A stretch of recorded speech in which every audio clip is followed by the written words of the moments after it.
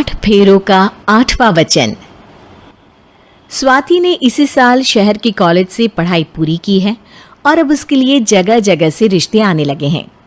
स्वाति से ज्यादा उसके रिश्तेदारों को उसकी शादी की चिंता है, इसीलिए जो भी स्वाति के घर आता वो किसी नए लड़के की खबर जरूर ले आता। अरे दीदी, ये फोटो देख के बताओ कैसा है। राहुल नाम है लड़के का, मेरी सहेली की बहन का बेटा है। अपनी स्वाति के साथ एकदम प्यारी जोड़ी लगेगी इसकी।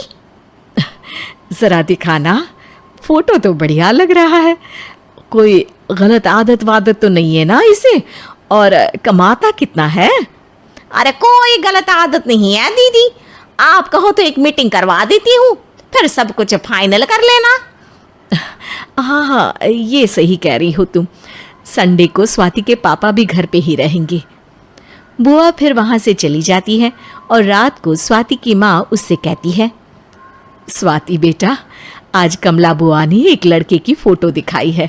संडे को वो लोग मिलने आ रहे हैं, तैयार हो ना तुम बेटा? अरे मम्मी, आप कहाँ कमला बुआ के चक्कर में आ जाती हो? अभी इतनी जल्दी कोई शादी वादी नहीं करनी है मुझे। अरे बेटा, अच्छा लड़का है, बुआ जानती है उसे अच्छे से। हाँ स्वाति बेटा, एक बार मिल तो लो, बाद में देखेंगे आगे क्या करना है। वैसे तो कमला रिश्ता लाई है तो मना करने का तो कोई सवाल ही नहीं उठता। संडे की सुबह होती है और कमला बुआ राहुल और उसके मम्मी पापा को लेकर स्वाति के घर आती है।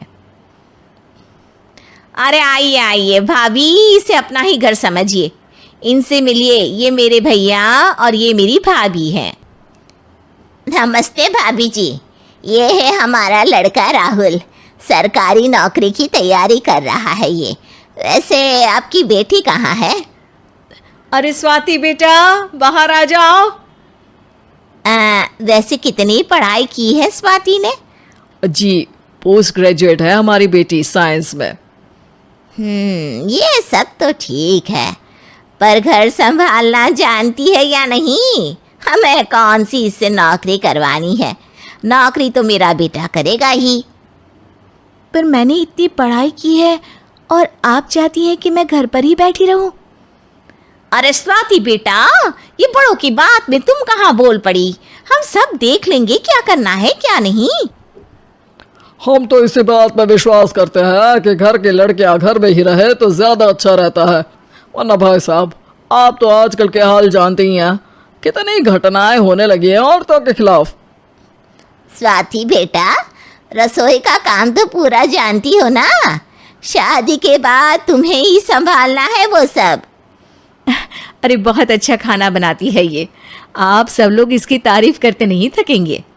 लो भाई, हो गई मीटिंग, अब शादी की तारीख फाइनल कर लेते हैं, क्यों भैया? भाई हम तो पंडित जी से चर्चा करने के बाद ही तारीख फाइनल करेंगे, सालों से हम उनकी बातें मानते हुए आ रहे हैं। लड़के वाले और कमला बुआ की बातें सुनकर स्वाति एकदम नाराज हो जाती है और उसे लगने लगता है कि शादी के बाद उसे घर पर ही बैठना पड़ेगा। लेकिन घर वालों के आगे उसकी एक नहीं चलती और उसे शादी के लिए हाँ कहना पड़ता है। शादी का दिन आ जाता है और सब मंडप में जमा होते हैं। अब फेरों का समय हो गया है, अब कन्या अपने वर से 7 वचन मांगेगी। आप किसी धार्मिक आयोजन में जाएं तो मुझे भी ले जाएंगे। आप मेरे माता पिता का भी बराबरी से सम्मान करेंगे, हमेशा मेरा साथ निभाएंगे।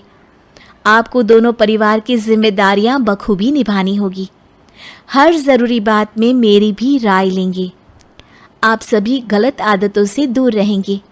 आप मेरे अलावा किसी और औरत से कोई गलत संबंध नहीं बांधेंगे।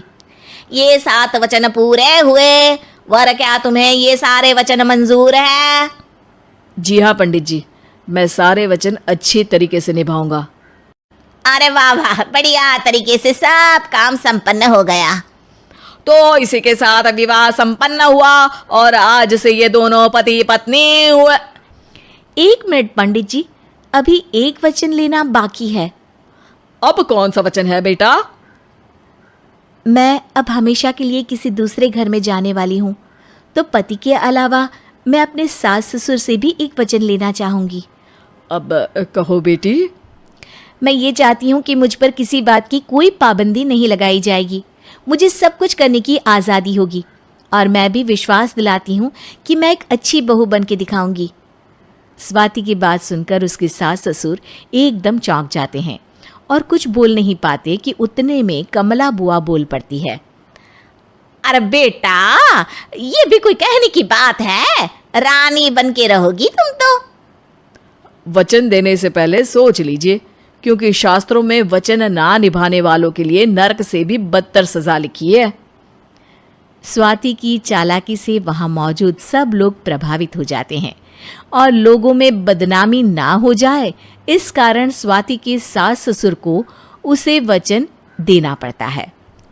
और कैसी अपशकुन वाली बातें कर रहे हैं आप पंडित जी? हमें मंजूर है बेटा तुम्हारी शर्त। स्वाति अपनी समझदारी से अपनी बात अपने ससुराल वालों से मनवा लेती है और खुशी खुशी राहुल से शादी कर लेती है। अब से हर शादी में मैं खुद 8 वचन दिलवाऊंगा। ओम मंगलम मंगलम मंगलम।